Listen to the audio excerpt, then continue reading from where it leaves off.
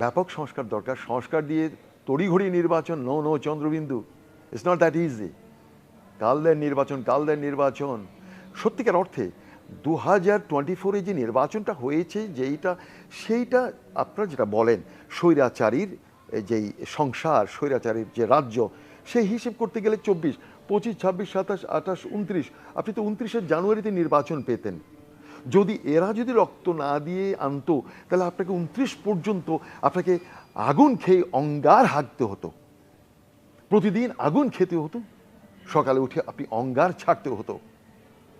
তাহলে যদি এত দিন যদি আপনাকে সহ্য করতে হতো, তাহলে আপনাকে এখানে আর 2-1 বছর অপেক্ষা করতে অসুবিধা কোথায়? এখন তো আপনার বাক স্বাধীনতা আছে, আগে তো বাক স্বাধীনতাই ছিল না। সুতরাং অপেক্ষা করুন। পুরনো ভোটার লিস্টের উপরে যদি নির্বাচন হয় সেখানেই তো গলদ।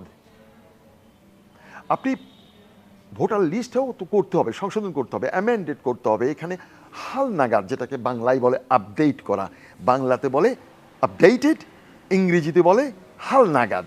কারণ হালনাগাদ বললে ও বুঝবে না, আপডেটেড বললে বুঝবে যে ও এটাই তো আসল বাংলা। তো আপডেটেড করতে হবে, আপডেটেড করার পরে তো নির্বাচনে ভোট দিতে যাবে। তো ভোট দিতে হলে আগে কোন ভোট হওয়া দরকার? অনেকে বলে সাংবিধানিক সংকট দেখা দিতে পারে। চান্দু, এতদিন সাংগঠনিক চান্দু, ওটা নিয়ে আর চিন্তা করো নাই। এখন বলে স্থানীয় নির্বাচন আগে হলেই সাংগঠনিক সংকট দেখা দিতে পারে। কিন্তু আমি বলছি, আগে যদি পার্লামেন্টারিয়ান নির্বাচন হয়ে থাকে তখন হবে চরিত্রহীনতার জটিলতা। তো চরিত্রহীনতার জটিলতা ভালো না সাংবিধানিক জটিলতা ভালো? সাংবিধানিক জটিলতা হলে এটাকে সংশোধন করা যাবে, কিন্তু যার চরিত্র নষ্ট হয়ে গেছে সেটা সংশোধন করা যাবে না চান্দু। কারণ পার্লামেন্ট ইলেকশন যদি আগে হয়ে থাকে, তার ছত্রছায়ায় যে স্থানীয় নির্বাচন হয় সেটা কিন্তু প্রভাবমুক্ত হবে না। তখন সে তার মতো করে উপজেলা নির্বাচন করবে, তার মতো করে উপজেলা চেয়ারম্যান করবে, তার মতো করে তার শালাকে বানাবে ভাইস চেয়ারম্যান, তার স্ত্রীকে করবে উপজেলা চেয়ারম্যান, তার শালিকে করবে মহিলা মেম্বার, মহিলা আমার আচ্ছা মহিলা মেম্বার, সুন্দরী মহিলা মেম্বারকে দেখলেই আমার কাছে কেন জানি মনে হয় এরা ময়লা মেম্বার মানে এরা সাংসদকে, এমপিকে সন্তুষ্ট করেই এরা এই পদে এসেছেন, সেই জন্য এদেরকে আমি বলি ময়লা মেম্বার। এবং এমপি যারা, এই যে সংসদে যে সকল মহিলা মেম্বার যারা এমপি হয়, এদেরকেও আমি বলি এরা হচ্ছে মহিলা মেম্বার। এটা আপনাদেরকে রাখতে হবে। কারণ বট গাছের ছায়ায় যদি ছোট ছোট চারা গাছ থাকে, এরা সবুজ হয়ে আর বড় হতে পারে না।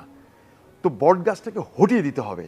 সবুজ গাছকে তার স্বাস্থ্য গঠনের জন্যে তাকে প্রতিদিন তাকে জল দিতে হবে, সূর্যের আলো পেতে হবে, সে আস্তে আস্তে ধীরে ধীরে বড় হবে। তাকে আগে সুস্থভাবে করতে হবে। আর সেটা হচ্ছে গণতন্ত্রের সূতিকাগার, গণতন্ত্রের একেবারে অঙ্গুর উদ্গমের যে স্থান, সেটা হলো স্থানীয় নির্বাচনের যেই রুট, যেই পোস্টগুলো, ওগুলোই হচ্ছে গণতন্ত্রের মেইন জায়গা। ওগুলোকে পেরেক মেরে ওগুলোকে আগে সোজা করতে হবে। ওখানেই পেরেক মারতে হবে, আগে পেরেক মেরে ওগুলোকে স্থির করতে হবে। তারপর বটগাছের সেবা হবে পরে, মনে রাখবেন। পার্লামেন্ট মেম্বার সে তার নমিনেশন কেনে ঢাকা থেকে, সে নির্বাচিত হওয়ার পরে স্থানীয় নির্বাচনের ইউপি চেয়ারম্যান মেম্বার ওরা নমিনেশন কেনে এমপির কাছ থেকে। অর্থাৎ এমপি যে টাকা ঢেলে ঢাকাতে তিনি নির্বাচিত হয়েছেন, তিনি ওই টাকাটা তোলেন কার কাছ থেকে? স্থানীয় নির্বাচনে যে সকল ইউপি চেয়ারম্যান, যা উপজেলা চেয়ারম্যান, ওদের কাছে, ওদেরকে নমিনেশন দিয়ে ওই টাকাটা সে তোলে। তাহলে এখন প্রশ্ন হলো, ওই ইউপি মেম্বার, ইউপি চেয়ারম্যান ও টাকা কার কাছ থেকে তুলবে? ও তুলবে আম জনতা থেকে, জনতা থেকে, যারা 1 কাপ চায়ের বিনিময়ে গণতন্ত্রকে বিক্রি করে। সেই বোকা তাদের কাছ থেকে তাদের হাড়, মাংস, মজ্জা বিক্রি করে তারা এদের ক্ষুধা নিবারণ করে। That's why I say, first স্থানীয় নির্বাচন, তারপরে সংসদ নির্বাচন।